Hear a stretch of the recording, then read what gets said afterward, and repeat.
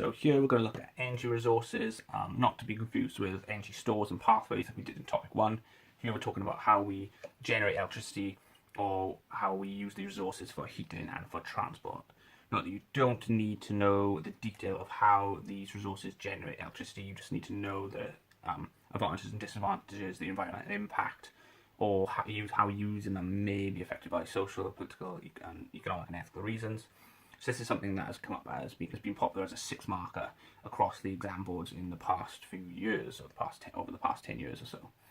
So first off, let's look at non-renewables, the fossil fuels, coal, oil, and gas. So non-renewable means they will run out. We are currently using them far quicker than they are being will ever be replenished naturally. So it will eventually run out.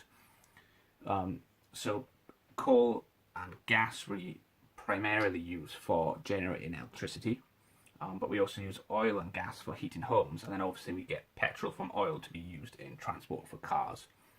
So what's their main advantage is that they are reliable, they are there when you need them, and also they are controllable. So if you need to increase electricity production, you can just burn more of the resource, generate more electricity, and then you can meet that demand. We'll talk a little bit more about that later.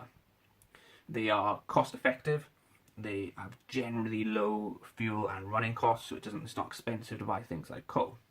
So their major disadvantage is that they release carbon dioxide when you burn them, which is a greenhouse gas and contributes to global warming. Something like coal as well has impurities in it, so when you burn it you release sulfur dioxide. Sulfur dioxide can produce acid rain, which can damage farming, can damage wildlife, can damage rivers and lakes and things like that. Also, it contributes to air pollution, and that's why a lot of coal-fired power stations are closing down around the world. So the one that gets people confused a little bit is nuclear power. So nuclear power still comes under non-renewable. So nuclear power is when we use plutonium and uranium fuels, but we do not burn them. We do not burn them. And that is a main thing that confuses students. What we are doing is we are releasing their nuclear energy from the atom. So because we are not burning them, although that uranium and that plutonium will eventually run out, they are a finite resource on the Earth, we are not contributing to global warming because we are not burning them, we're doing a nuclear reaction, so we're not releasing carbon dioxide. So that's a major advantage of nuclear power.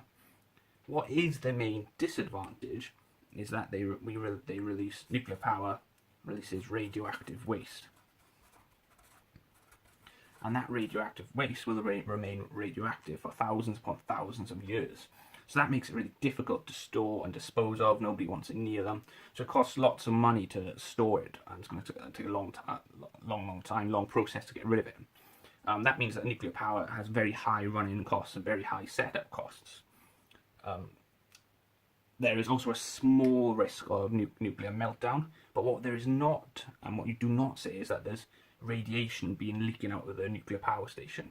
As long as a nuclear power station is working properly, there should be no radiation being given off. So that's a common misconception by pupils. They write things down like there's radiation coming out of the nuclear power station. That's not true. There's radioactive waste produced, but there's not radiation coming out to the nuclear power station. As if you live near a nuclear power station, you're going to get given loads of radiation. Another big thing about nuclear power is that for 1 kilogram of uranium and plutonium, you would need hundreds or even thousands of kilograms of coal, oil, or gas. So it's very energy dense fuel compared to fossil fuels. Another thing that is good about nuclear power is controllable, but it has a large startup time. So what that means is it cannot just simply be switched up quickly to start producing more power. We'll talk a little bit about that later on. So let's look at some of the renewables. So people generally understand the renewables fine. The three big ones up here anyway. So wind, solar, and wave. So wind is when we convert kinetic energy of the wind into the electrical pathway. Solar cells when we take light energy and convert it into electricity. And then we've got wave power when we take the kinetic energy of the waves. So there's no fuel costs here, Alex. We're not using any fuel, we're just using the resource. So they're renewable, they're not going to run out. What's the main advantage of these three is that there is no carbon dioxide, so no CO2 produced, no greenhouse gases, and so not contributing to global warming. That's the major advantage, as well as being renewable.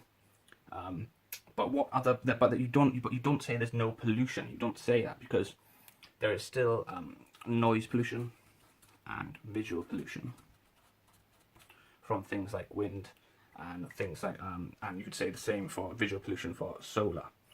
For wave power, there could be damage to wildlife.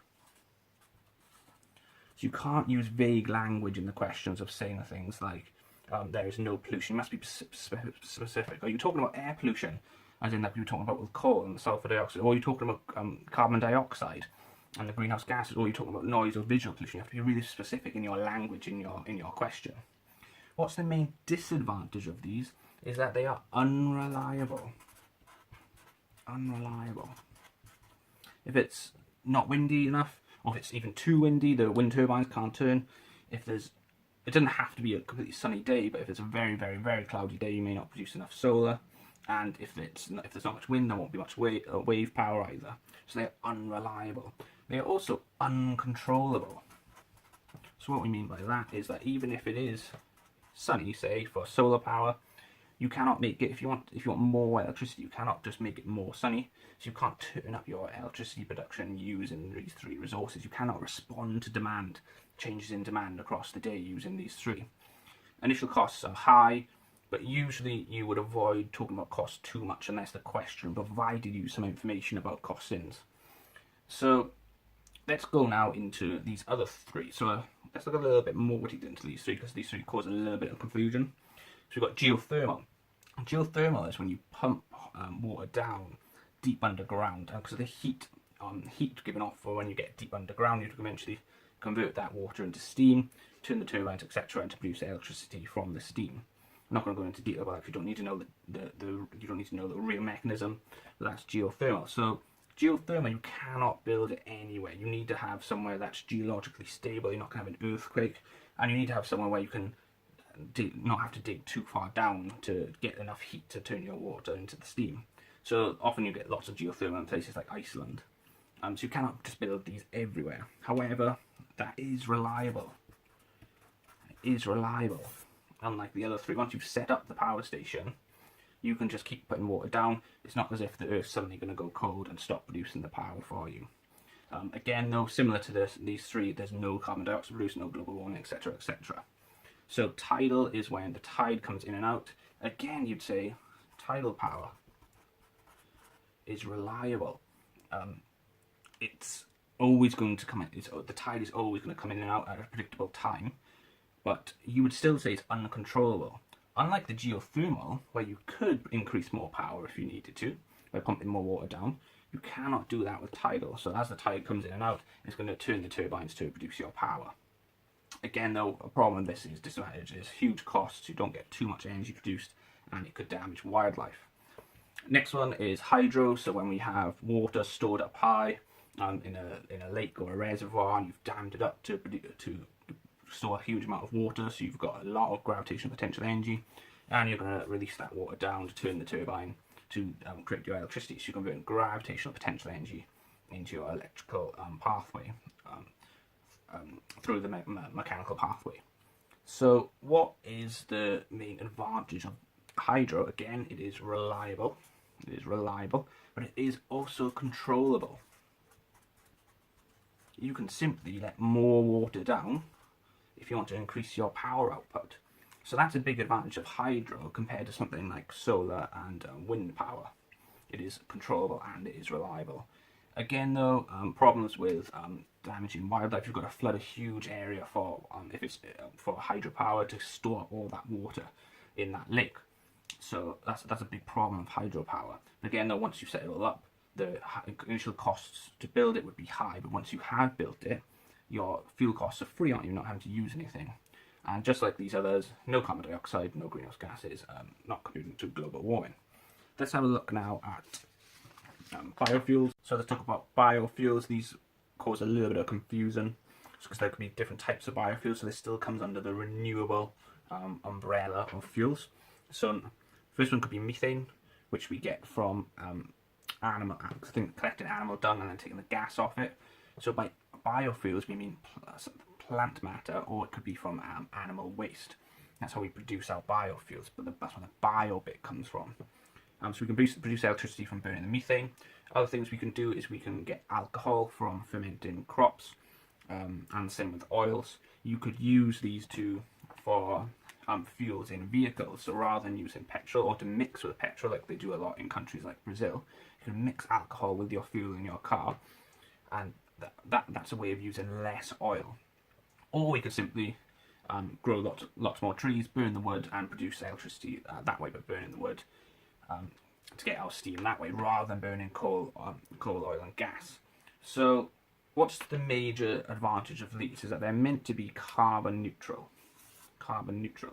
So by that, yes, we are still burning things like wood, which would mean that we are releasing carbon dioxide, but the argument is that when you are growing the trees, they are taking in the carbon dioxide with photosynthesis, and therefore it would balance each other out.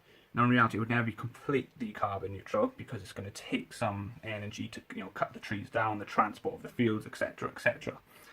But it is a lot better than just simply burning lots of coal and releasing carbon dioxide anyway.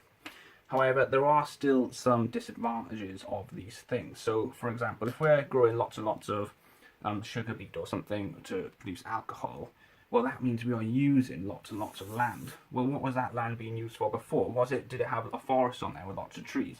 Was that land being used for farming? And therefore, are you going to push up food prices if you're growing things like corn to make alcohol, rather than growing corn for human consumption? So biofuels are a little bit controversial, and that comes under that social, political, economic, and ethical argument that it may ask you about in the exam. So let's now look at startup times. This is a little extra that we need to think about, that with that controllable factor of some of these energy resources. So startup times refers to how quickly can you start producing electricity in response to demand. In response to demand for electrical demand.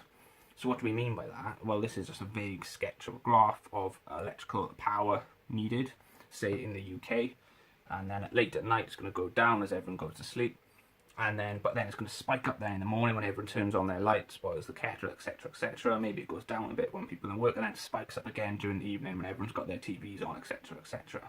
So that is a change in demand here. There's suddenly increasing demand at different points. Well, we said something like nuclear power has a long startup time. You cannot just quickly increase the amount of power you're making with your nuclear power station. It takes hours or even days. Whereas something like gas power, this is a big advantage of gas, that you could just quickly burn more gas, start producing more power straight away. So gas would be really useful for these spiked sections up here when it's got power input, the power demand is increasing quite quickly. Whereas your nuclear power would be useful for what was sometimes called the base load of power. So we saw that from this sketch that the power needed never went below a certain point. So you would maybe use nuclear power to produce that bottom section there, and then you would use some of the other resources that can respond quickly to demand to deal with your spikes. Another thing linked to this is cost of electricity. Now maybe your parents turn on or have their washing machine come on really late at night, now maybe at 2 o'clock in the morning or something, and the reason they may do that is because sometimes electricity can be cheaper to be used when there is less demand for it. So if you're using your washing machine at 2 o'clock in the morning, it may cost you a lot less than using it in the day or in the evening. So that's where this thing called pump storage comes in. So pump storage is when an electricity company may say they have a dam, like the hydroelectric we saw earlier. Well, that means that during the night when electricity is cheap, they may pump water back up into their reservoir. When electricity is cheap. Obviously using electricity to do that, and then during the day or during the afternoon when electricity prices are more expensive and they want to produce more power, they let the water back down to turn the turbines on and start producing electricity again. So obviously they're not actually producing any more power by doing this. They're actually losing power because the inefficiency may won't be 100% efficient, but they're still making money because they're pumping water up when it's cheap and bringing it back down to charge more to produce electricity when it's more expensive. Pump storage is something that has caused a bit of confusion with pupils before. So be aware of that. And that is the end of this large energy topic that we've done in 3 parts.